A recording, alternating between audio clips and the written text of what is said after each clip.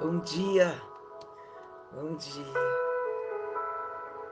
Deixa eu ficar todos os dias neste lugar. Esse louvor está falando assim: uma coisa eu peço. Deixa eu ficar, Senhor, neste lugar todos os dias. E que lugar é esse? É aos pés de Jesus. Uma coisa eu vou pedir, Senhor, que eu nunca saia dos seus altares, que eu esteja sempre aos teus pés, Senhor. Amém? Aleluia. Louvado seja o nome do meu Pai, do meu Pai, do meu Deus. Não há outro igual a Ti, Senhor. Não há outro igual a Ti. Não há outro tesouro que eu deseja ter, Senhor. É tão bom acordar e saber que eu tenho um Deus. É tão bom acordar e saber que eu tenho um Pai. Louvado seja o nome dEle. Bendito seja Ele para sempre. Amém? Não há outro igual a Tu, Senhor. Só Tu és santo. Só Tu és poderoso. Só Tu és digno de toda honra, de toda glória e de todo louvor. Bendito seja o nosso Deus. Bendito seja o nosso Deus.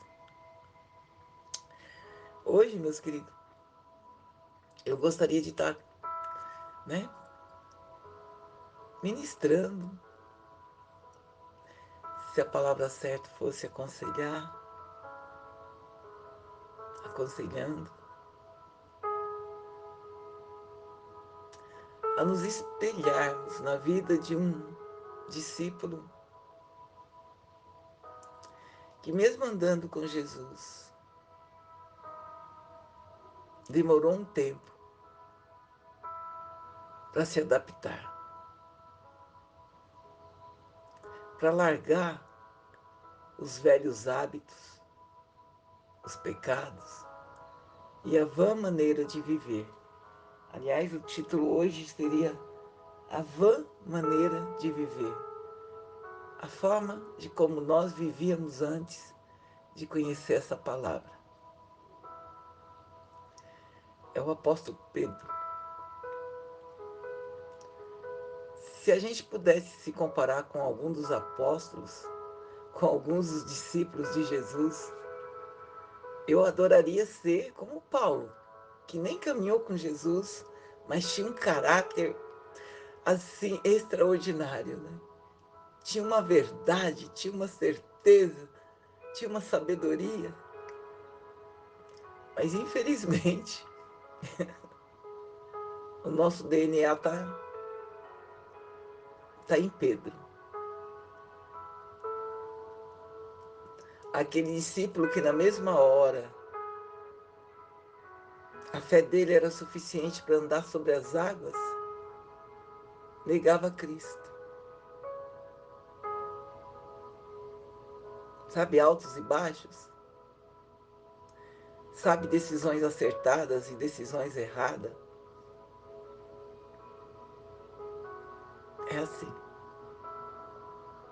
Mas nós vamos dar início. A nossa pregação de hoje, você vai ouvir uma musiquinha que relata bem, que retrata bem o que eu vou estar falando para você. Escuta aí. Ela é bem agitadinha.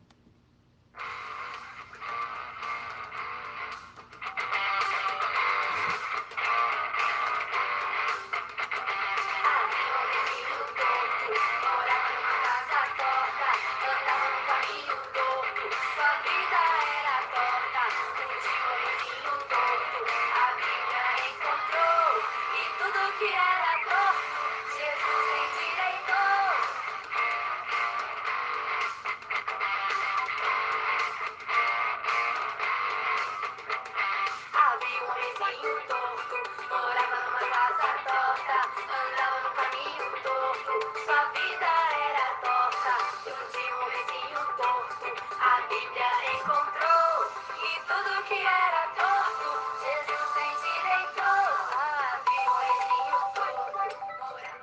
Amém? Entendeu? O homenzinho torto. E na realidade, é isso que Jesus faz. É isso que Jesus faz com a nossa vida. Coloca tudo no lugar, nos endireita. Mas muitos de nós, muitas vezes, queremos retornar aos caminhos tortos. Queremos viver numa casa torta de novo. A palavra de hoje vai falar sobre isso.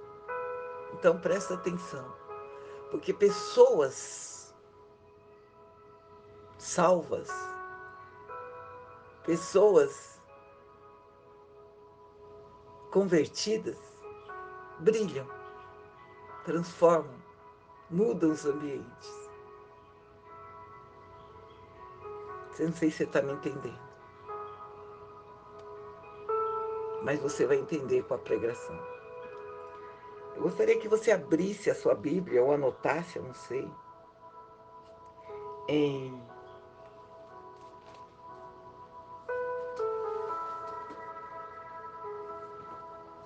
Marcos 1. Abra lá em Marcos 1. Nós vamos ler do 16 ao 18, que vai falar assim.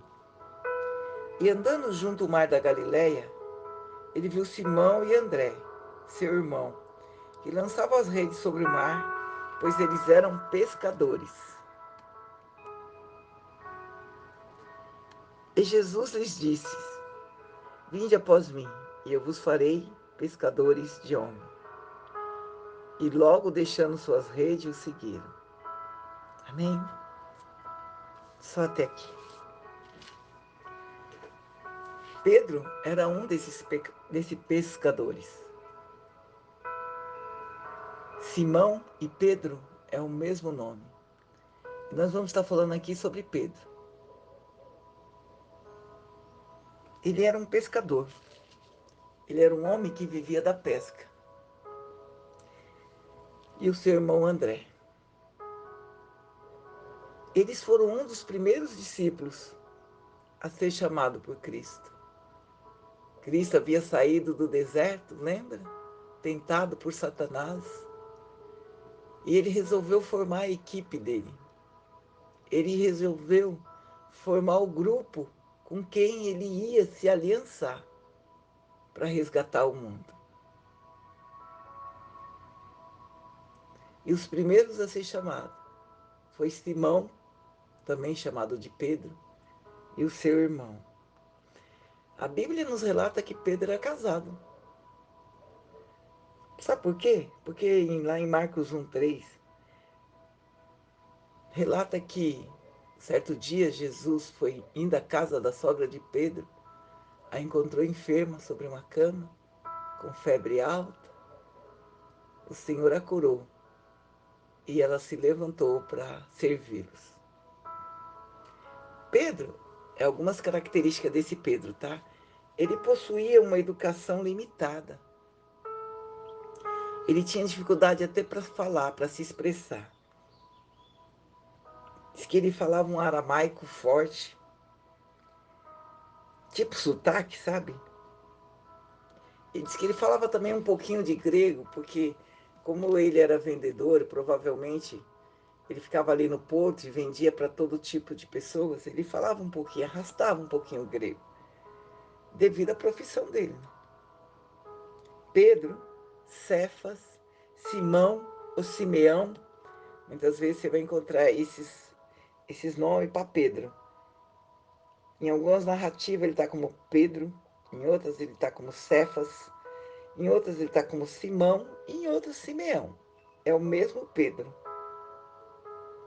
Quando Jesus o encontrou, Jesus o chamou de Cefas, que em aramaico Cefas significa rocha. Olha só o significado do nome, né? E lá na frente, já no final, o Senhor fala, Pedro, você é Pedro, e sobre a minha igreja eu edificarei, sobre essa pedra eu edificarei a minha igreja.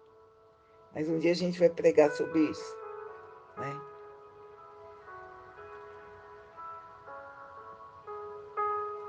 Personalidade de Pedro. Uma pessoa simples, direta e muito impulsiva, muito destemperado, muito... Tem certos lugares que fala até agressivo. Ele tinha uma tendência natural para exercer a liderança, pela sua personalidade forte. O que ele se tornou mais na frente, um líder. Nós podemos ver isso quando ele usa cães e porcos para retratar os que, mesmo depois de ter um encontro com Cristo, não mudou em nada.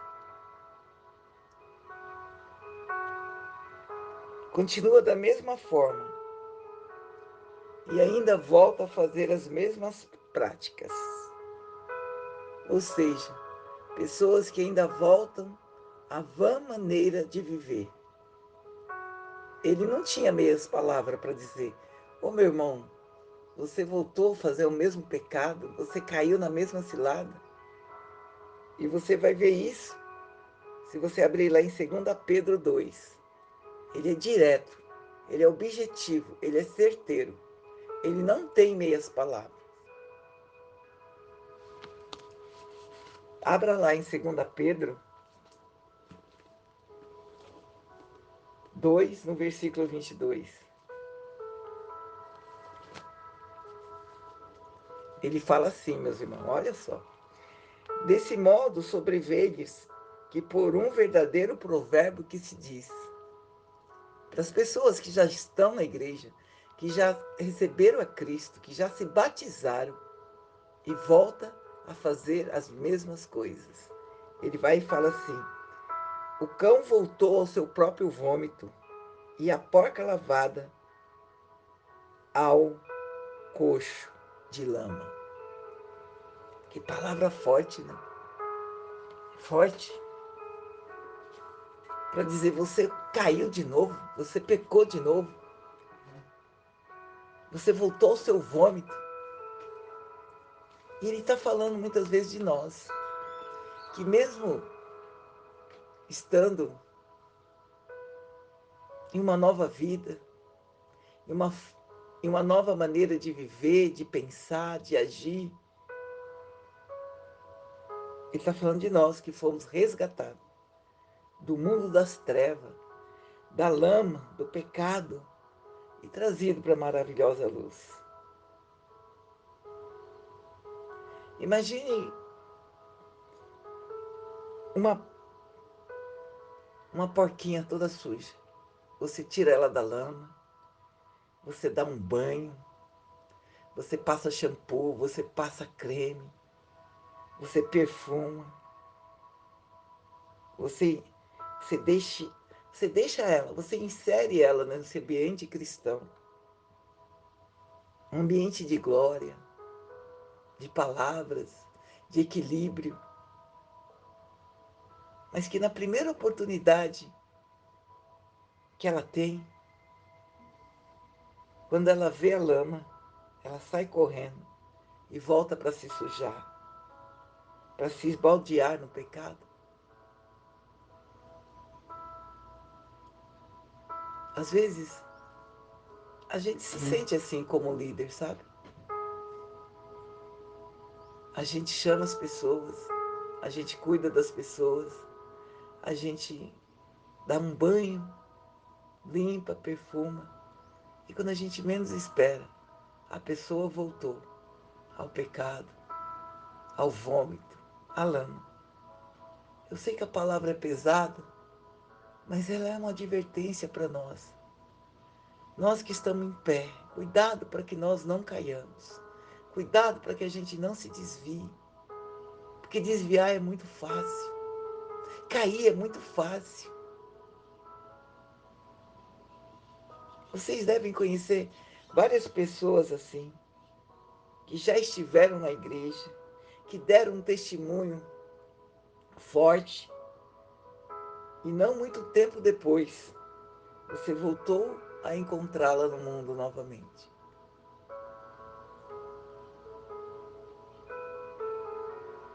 Aí, nesse mesmo 2 Pedro, no próximo versículo, no versículo anterior, ele fala assim: melhor seria que vocês não tivessem conhecido o caminho da justiça, do que conhecendo, se desviarem dele.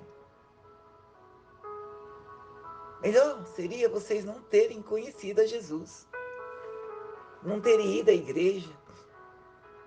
Seria muito mais fácil resgatar vocês do que agora vocês que retornaram à lama, ao vômito. Porque é muito difícil resgatar uma pessoa que já andou com Cristo e o abandonou, e virou as costas e esqueceu. Por isso, se você está em pé, meu irmão, cuide para não cair. Eu quero que você abra lá em 1 Coríntios 10, nós vamos ler o 12 e o 13.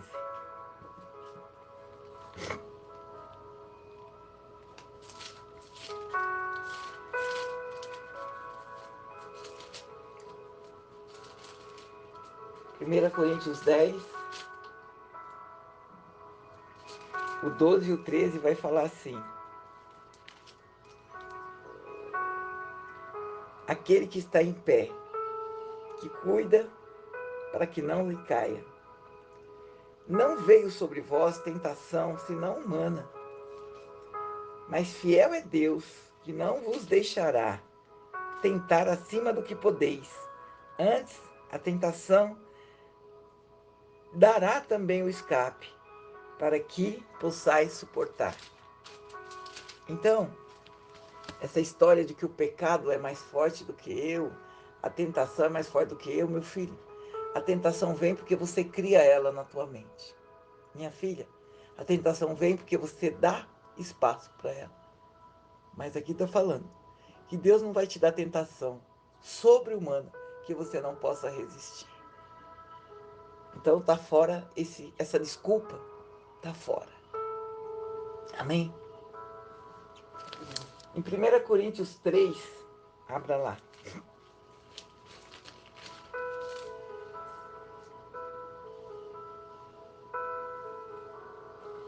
Em 1 Coríntios 3, de 1 a 2, vai falar assim: e eu, irmão, não vos pude falar como as espirituais, mas como as carnais, como a meninos em Cristo.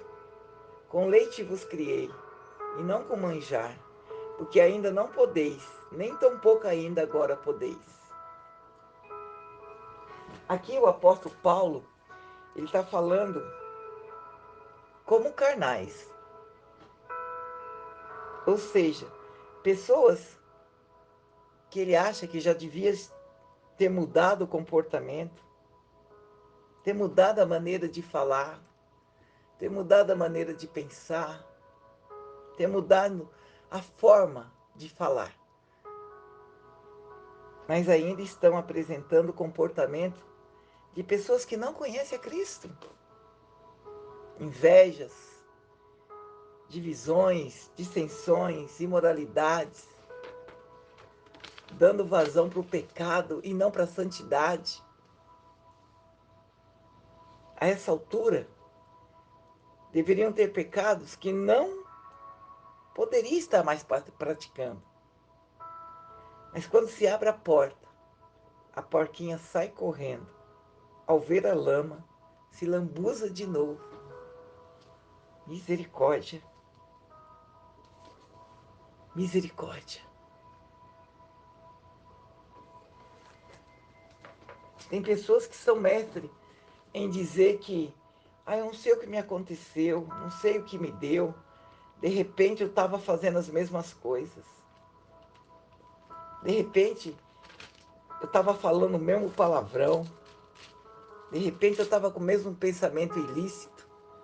De repente eu estava com tanta impureza na minha cabeça.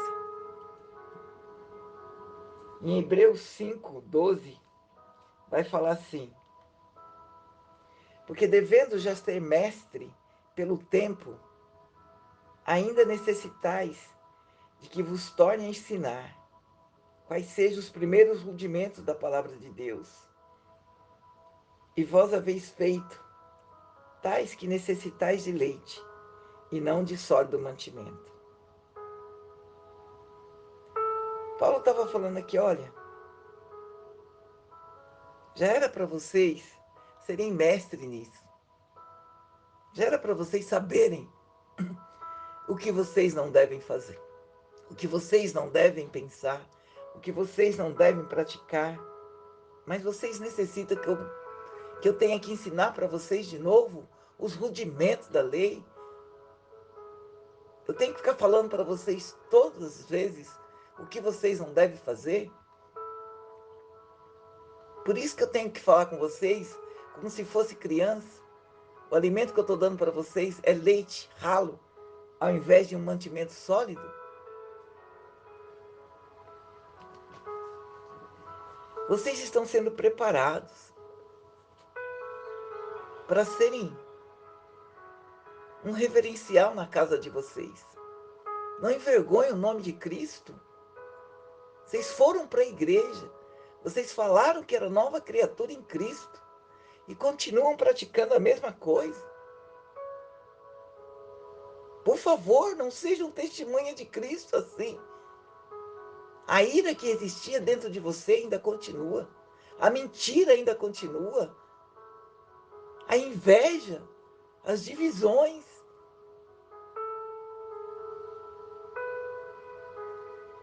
As pessoas estão de olho em você. Você falou que é nova criatura. E continua se magoando por qualquer coisa que as pessoas falam para você. E continua tendo uma resposta mortal para alguém que te ofende. E continua gritando com seus filhos como você gritava. E continua tratando seu marido da mesma forma. Sua esposa.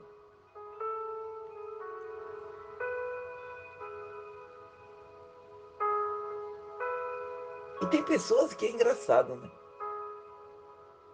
Dizem que é nova criatura, que as coisas velhas ficaram para trás.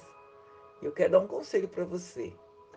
Hoje muitas pessoas falam uma coisa, mas nas redes sociais postam outras, tá? Eu tô cansado de ver crente jogar indireta para outro crente nas redes sociais.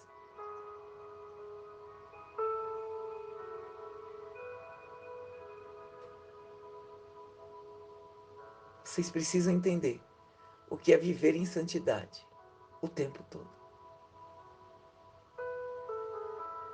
Quer fazer um teste?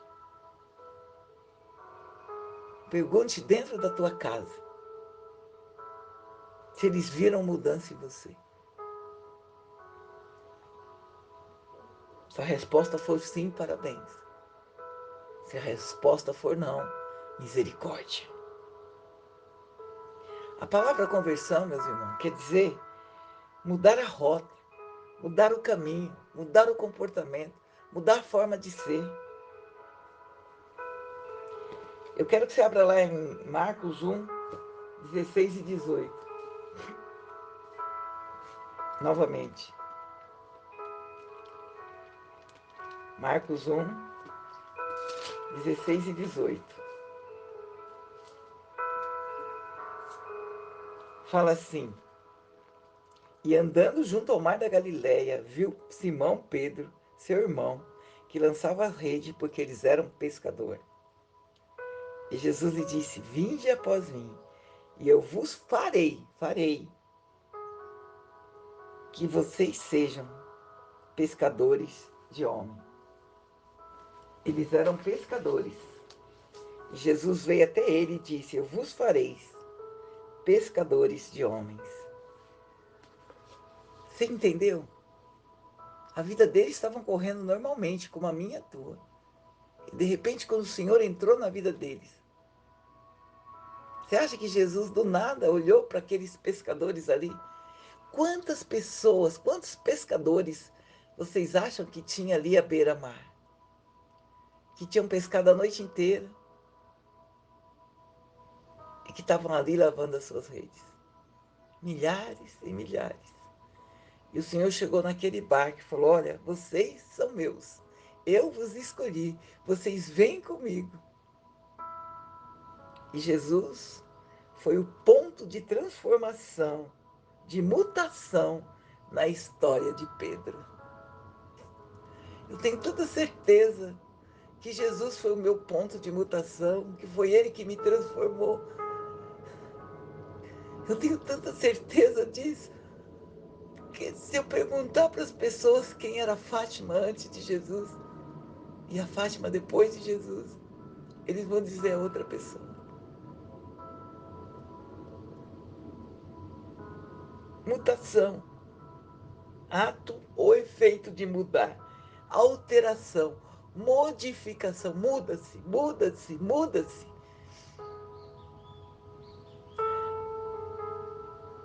O ponto de mutação é quando as pessoas são transformadas na sua consciência, daquele ponto em diante. Elas mudaram a maneira de como elas acreditavam em várias coisas. E Jesus foi esse ponto de mutação na vida de Pedro,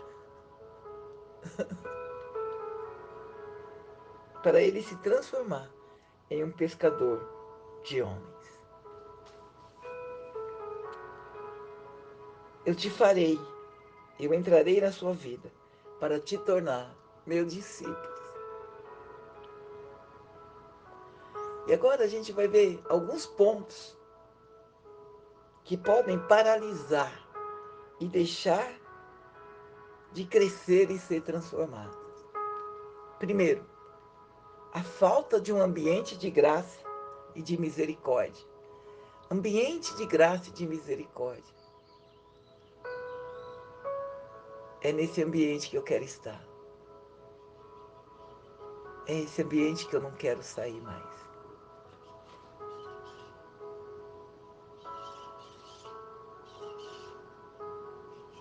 O ambiente de graça e de glória é aquele que a gente cria.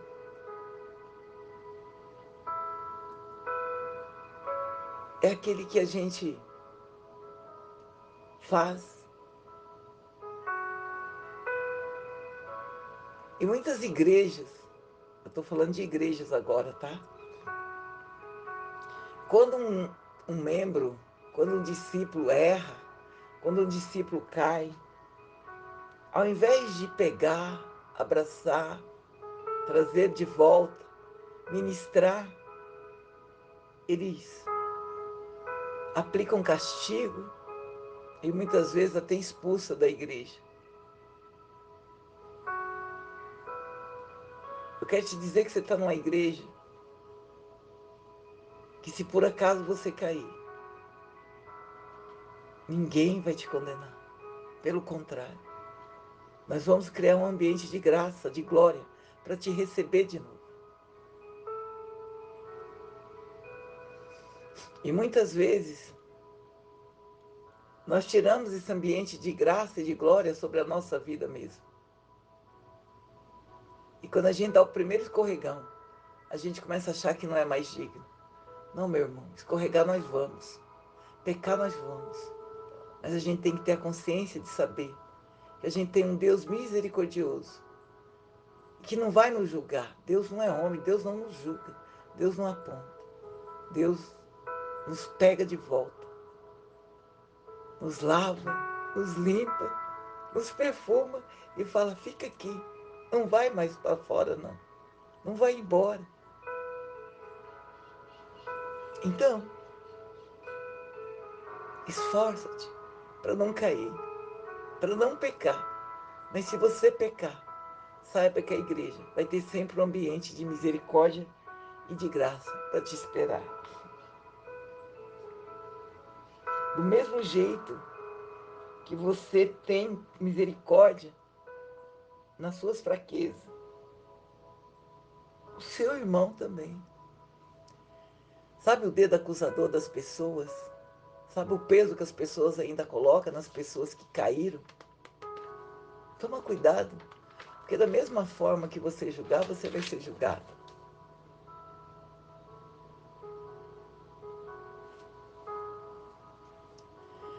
Às vezes, as pessoas acusam tanto, pesam tanto, que a pessoa, mesmo estando na igreja, mesmo estando sendo ministrado na Bíblia, a Bíblia, ela é um livro diferente, não é qualquer livro. E eu passei por várias experiências na minha profissão. É um fato interessante, né? Que a gente acha que não pode acontecer com cristão, cristão não pode ter depressão, cristão não pode pensar em morrer, em se matar. Mas é que às vezes a acusação é tão forte, às vezes o dedo é tão pesado na vida de quem errou, de quem caiu, que por várias vezes eu cheguei em locais de suicídio e junto ao corpo ou no mesmo ambiente, a Bíblia estava aberta em alguma parte. E eu comecei a notar aquilo, sabe? A gente, depois de um monte de tempo na profissão, a gente começa a ver umas coisas que ninguém mais vê. É um feeling, né? E quando eu chegava nos locais que tinha uma Bíblia aberta, eu ficava pensando, Senhor, por que será que essa pessoa, antes de morrer, pegou o livro da vida para ler e mesmo assim, Senhor, se matou? É porque muitas igrejas, muitos líderes, muitas células, não criam um ambiente de misericórdia e de graça para receber aqueles que voltaram ao vômito e à lama. A pessoa é condenada para o resto da vida.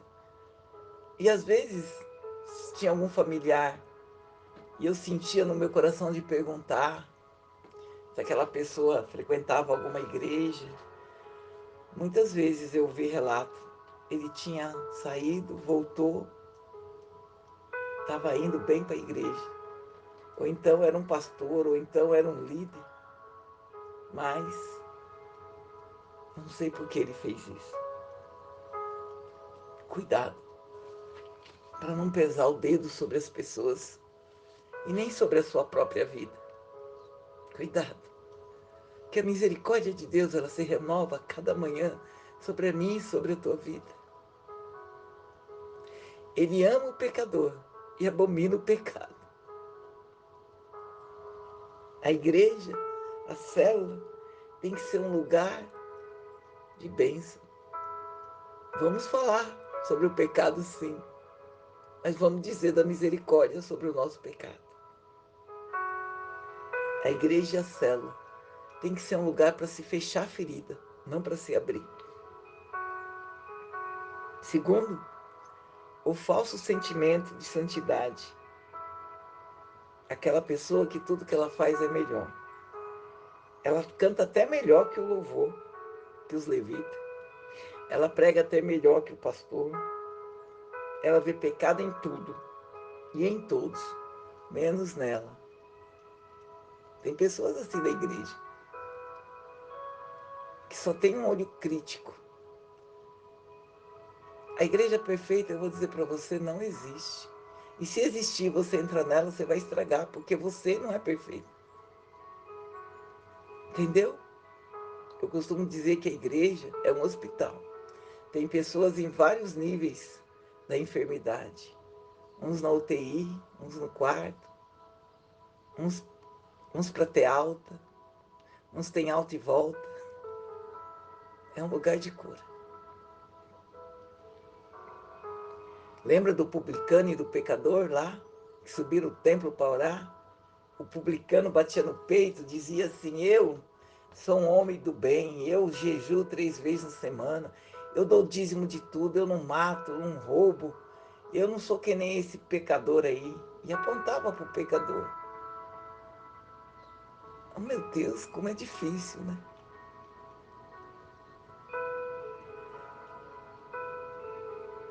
E o pecadorzinho lá, coitado, disse que ele nem levantava os olhos. Ele se achava que não tinha dignidade para levantar os olhos para o altar. E ele batia no peito e falava: Senhor, misericórdia de mim, eu tenho culpa, Senhor. Eu pequei, eu sou pecador, misericórdia. Tem misericórdia de mim, Senhor, é minha culpa, é minha culpa. Diz a Bíblia que o pecador desceu de lá justificado e o publicano não. Tamanha é a graça e a misericórdia de Deus sobre a nossa vida. Se você acha que é certo, que você acha que tudo que você faz é correto, que você nunca vai mudar, então você nunca vai crescer. Nós não somos perfeitos. Nós não somos Jesus Cristo. Nós somos uma obra em construção. Temos sempre, sempre coisas para mudar no nosso caráter, na nossa personalidade. Terceiro, é você ficar buscando por discursos confortáveis. Eu costumo dizer que muitas vezes eu acho que eu sou muito agressiva nas minhas pregações, nos meus sermões. Mas é que eu cansei de ir em igreja que, ao invés de me falar a verdade, de em vez de me alertar para a verdade, ficava falando da teoria da prosperidade, da teoria do bem-estar, do viver bem. Aliás, a grande maioria das igrejas agora parece um spa, né? Você vai lá para se sentir bem, se sentir servido, ouvir o que você quer ouvir. Eu quero que você abra lá em 2 Timóteo 4:3. 2 Timóteo 4:3.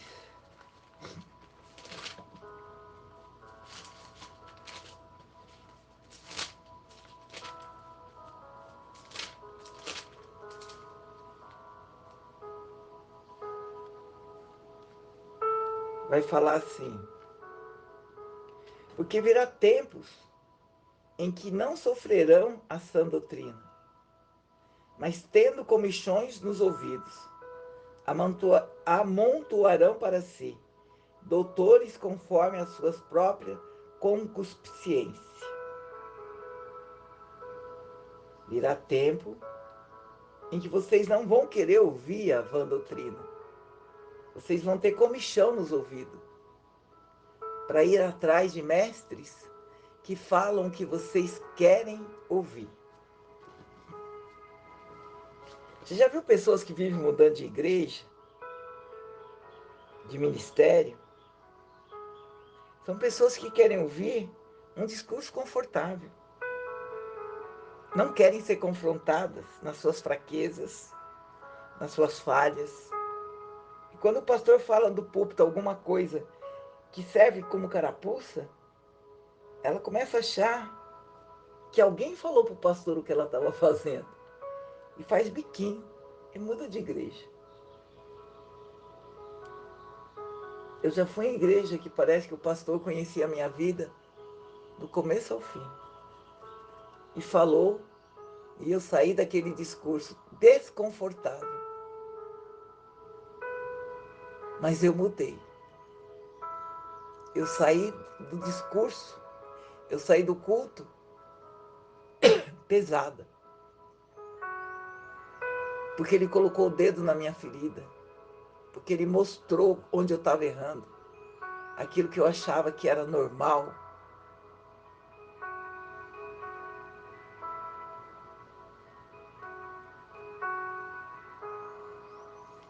Tem pessoas que só querem ouvir aquilo que elas concordam.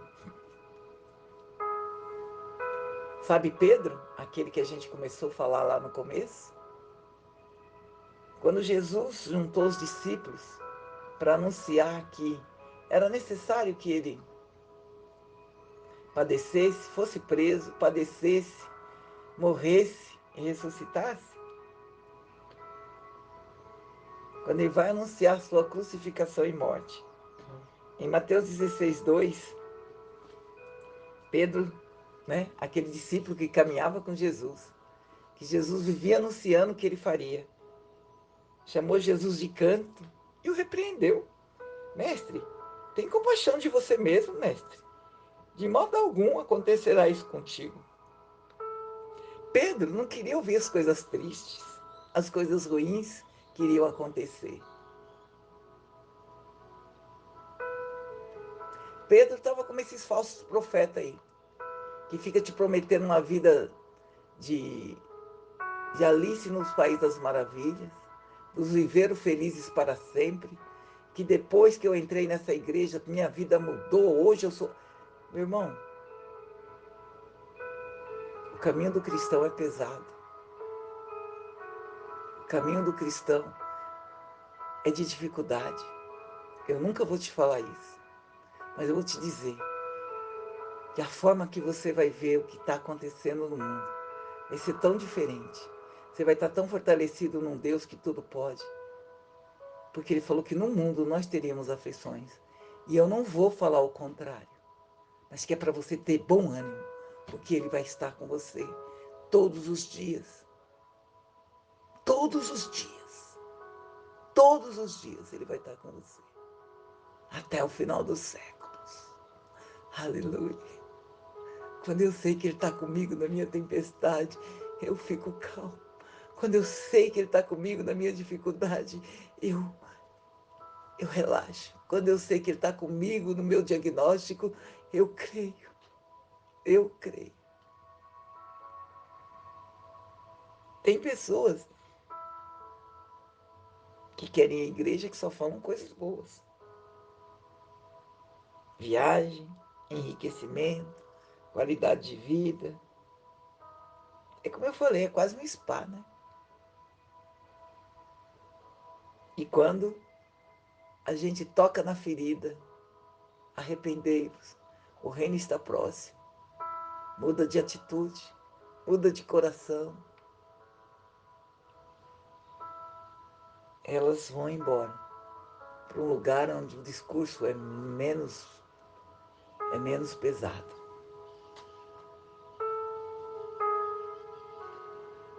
Quarto ponto, a transferência de culpa. O pecado nunca é culpa tua, é sempre de alguém.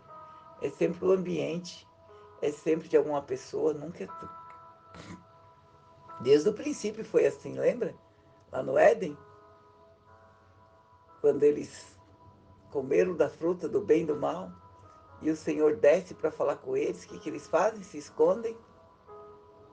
Em Gênesis 2, versículo 12, quando o Senhor fala para Adão, por que vocês fizeram isso?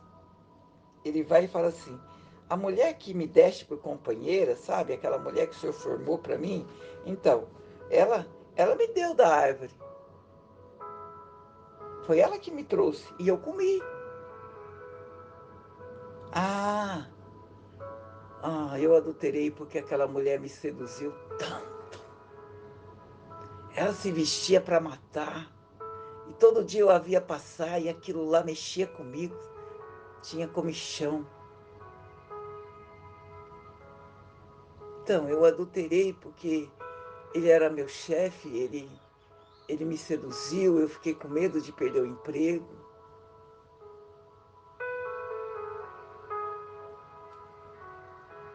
Então,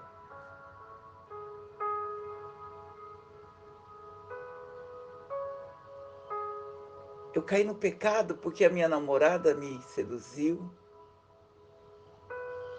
ela me tentou. Aí eu roubei porque eu precisava pagar uma dívida. Quantas vezes a gente pega ladrão na rua, né? E eles falam assim, por que você roubou? Por que você fez isso? Então, eu tinha dívida para pagar. Eu falei, nossa, então eu também vou roubar. Eu tinha os filhos para sustentar. Eu falei, então, meu filho, a maioria da população ia roubar. A culpa é sempre do outro, nunca é tua.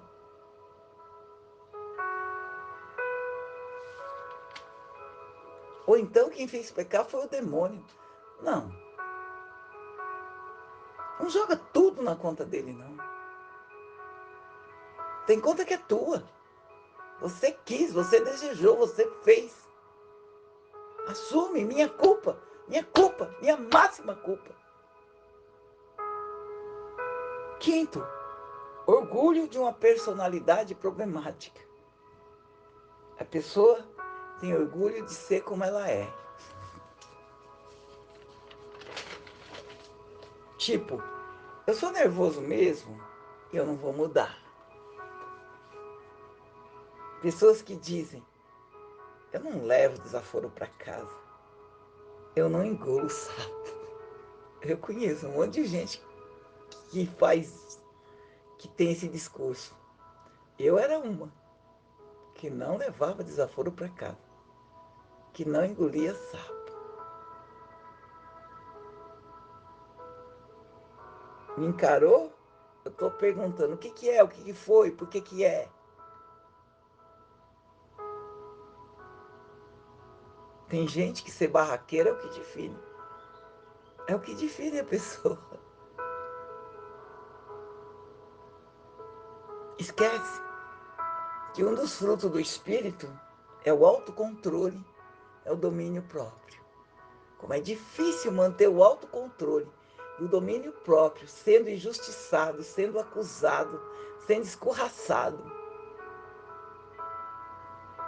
Mas você não falou que você é nova criatura em Cristo Jesus?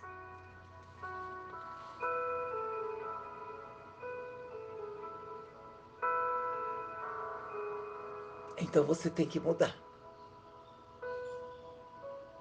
Pedro já caminhava com Jesus há muito tempo, mas a fama de Pedro é que ele era valentão. Jesus já ia ser entregue lá no jardim do Getsemane, lembra? Ele desceu da sua oração, onde ele havia suado sangue, porque ele estava em agonia. Os discípulos dormiram, em vez de orar junto com ele. Quando ele desceu do monte, os soldados vieram para prendê-lo. E Pedro, o afoito, o desequilibrado, sentou-lhe a espada na orelha de Malco, o soldado, e a decepou. Jesus foi lá, pegou a orelha, aleluia, colocou de volta no lugar, aleluia, e cicatrizou na hora. Eita Deus maravilhoso, aleluia, aleluia. E vira para Pedro e fala assim, Pedro, se eu precisasse de alguém para me defender, eu clamaria ao meu Pai e desceria aqui um exército de anjos para me defender, Pedro. Aquieta, calmo, se coloca no teu lugar, Pedro. Eu não preciso que ninguém me defenda. Tem milhares, miríades de anjos para me defender se eu quiser, se eu invocar o meu Pai. Mas é preciso, Pedro, que eu seja preso, que eu seja açoitado, humilhado, Pedro. É preciso. Coração fechado para mudança, insensível. Pessoas que não querem tratamento, não querem confessar, não querem pedir ajuda. Mateus 13:15 vai falar assim: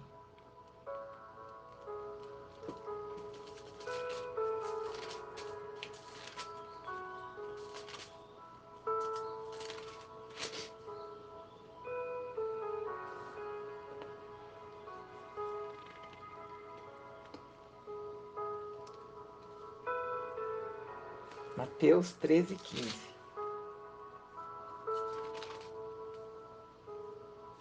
Porque o coração desse povo está endurecido e ouviu de mau grado com seus ouvidos e fechou os olhos para que não veja com os olhos e ouçam com os ouvidos e compreendam com o coração e se converta e eu os cure.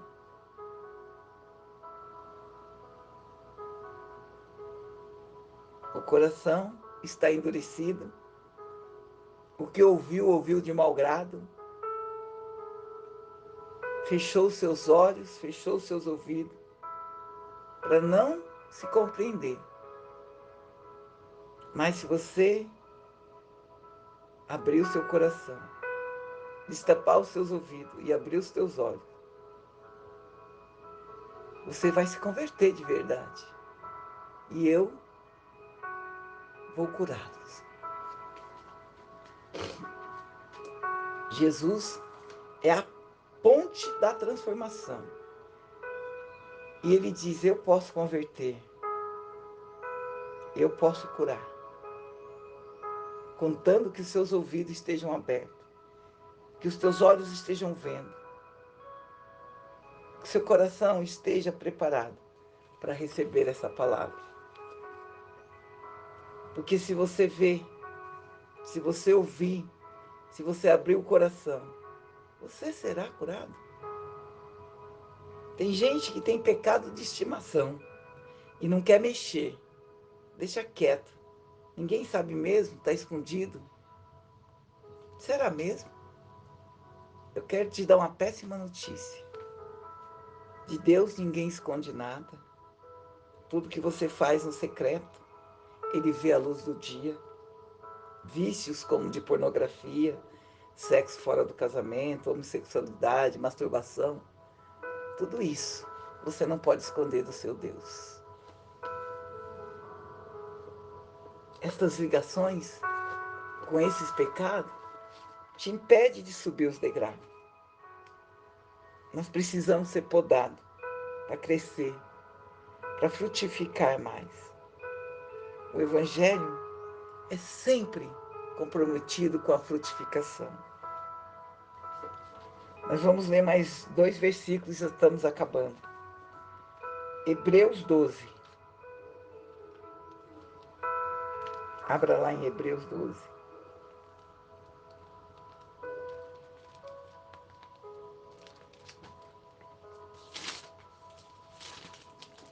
Hebreus 12, no versículo 6 e 7. Vai falar assim: porque o Senhor corrige o que ama e açoita a qualquer que recebe por filho. Se suportais a correção, Deus vos trará como filho. Se suportais a correção, Deus vos trata como filho. Porque filho, porque que filho há que o pai não corrija? Qual filho que nunca foi corrigido pelo pai? Pedro, depois que ele se deixou ser curado, depois que ele, mesmo depois de ter negado Cristo 3 vezes, ele caiu em si que ele precisava realmente de uma mudança. Em um discurso, depois de ser curado, em Atos 2,14, em um só discurso, aquele homem que não sabia falar, que tinha dificuldade de pronunciar os verbos certos, que tinha língua presa, em um só discurso, a Bíblia nos relata que mais de 2.000 pessoas se converteram. Meu Deus do céu!